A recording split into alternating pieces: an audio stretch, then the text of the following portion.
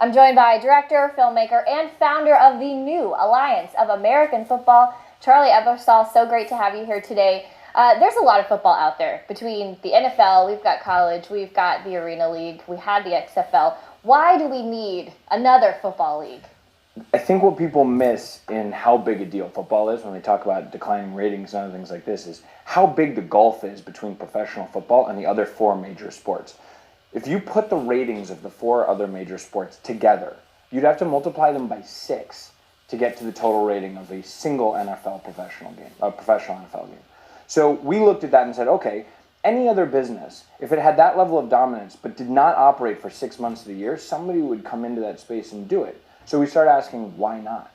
And the big answer was nobody in the last quarter century had put quality football on the field by real football people.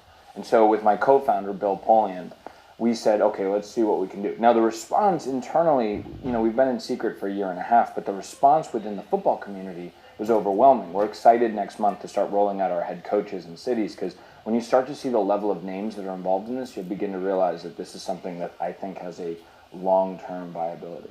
Do you see this more as a Big Three league or a G League, if you're comparing it to the NBA? I wouldn't compare it to either. The G League is wholly owned by the NBA and is really a developmental league. They're there almost entirely to get people there. And I wouldn't compare it to Big Three because Big Three is a traveling show. I mean, it's so much fun to watch and they've got great personalities, but ultimately that is a house show. They're going city to city.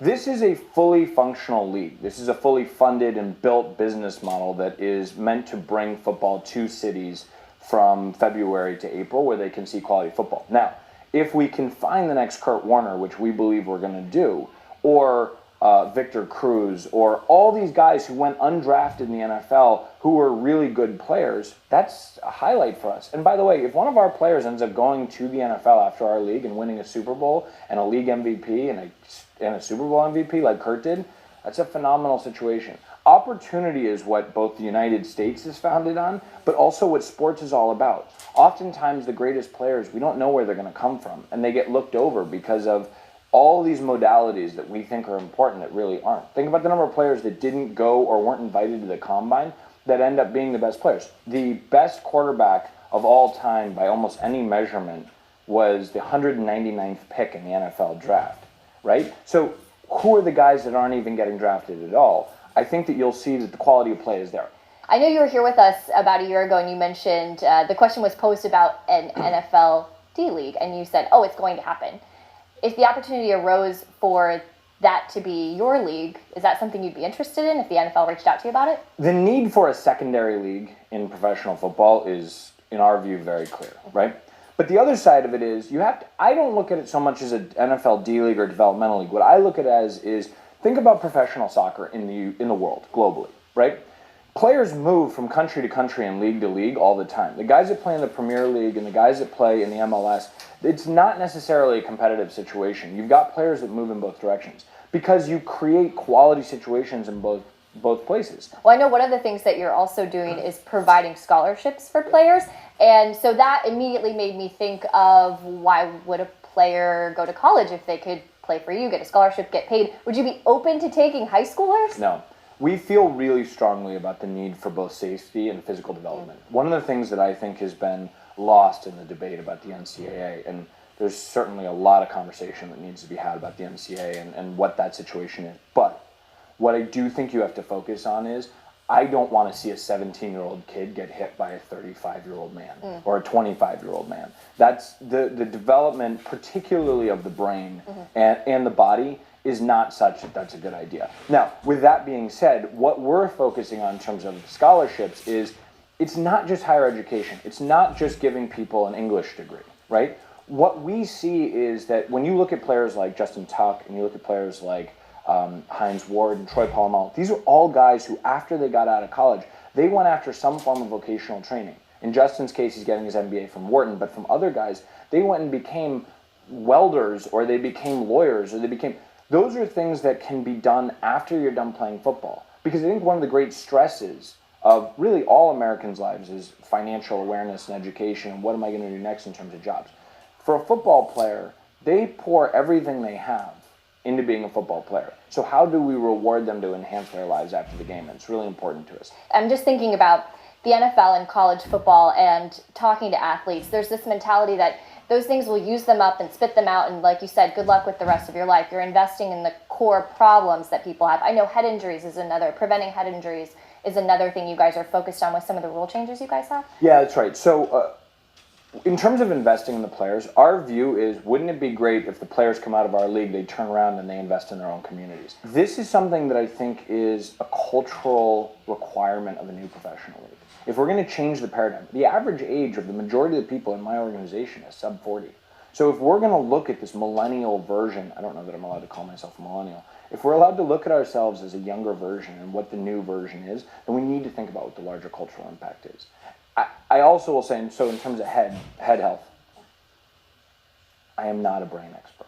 Neither is Bill Paulian or Justin Tuck or anyone else in my organization, which is why we are putting together a completely separate organization that will actually write our protocols and will police our protocols. Because honestly, it should not be people who are profiting off of the business who are making determinations about medical health and safety.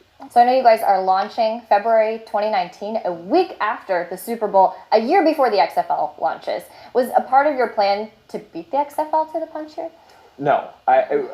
We started doing this almost a year and change before Vince announced anything. In fact, when we did the film, we had already, before the film came out, we'd already really started the process. Part of it was CBS. Our internal agreement was we wouldn't launch until we were ready, because that's what the whole film was about. This was the XFL. Right. It was entirely about, they announced and launched a year later. We're not announcing and launching a year later. We're announcing because we've been doing it for a year and a half, and now we're going to launch a year later. So it's 2.5 years of development to get to kickoff. That's one. Two, CBS has the Super Bowl. So the Super Bowl airs on CBS, and the next week on CBS, our game airs. And so we believe that there is a lot of value in that consistency and showing the flow of football, because, as is said often, it truly is the saddest Sunday in America. So we should start looking at that weekend as an opportunity to bring fans back in. I was going to say, I always wake up that next Monday so sad that I have to wait all this time. You've completely solved my problem and the problem of many Americans, I'm sure, so we appreciate that. We're here to help. Yeah, so you talk about that documentary you made about the XFL. I'm sure you learned so much about so many different things. Did you learn anything about maybe what not to do in making your league? I think what we learned, not just with that film, but with 6 months of research with everyone from football experts to former coaches to Hall of Famers to executives, both at the NFL and NCAA level, was football, football, football, football, football. That's what matters. You have to put quality football on the field. You have to put real quality football, and to do that, you have to have real football people.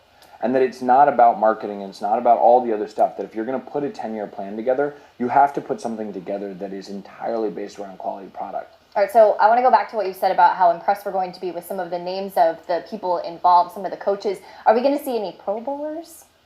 You're going to see coaches who have made their names as champions, and they're going to be very impressive. Here's what I'd say differently.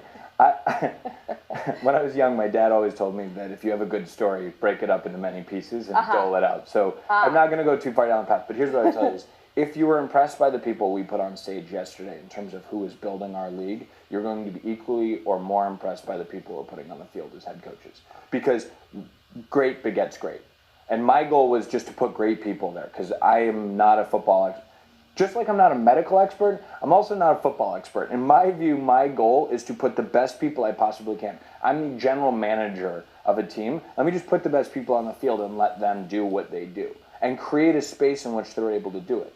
That's the other thing, is the absurdity of startup leagues in general is that they're built so they're like, you have to be successful day one. So all this pressure is put on something that's unrealistic. Nobody else does that, right? You build franchises over years. It took Bill almost 2 full years to get the Carolina Panthers from 0 to the NCAA, the National College Championship. Yeah. Well, we're certainly looking forward to seeing where those teams are going to be, who's going to be involved. That's a great cliffhanger to end on. It sounds like a really, really interesting and inventive league, and I'm really excited to watch it. So, Charlie, thanks so much for joining us. Thank you very much. Thanks.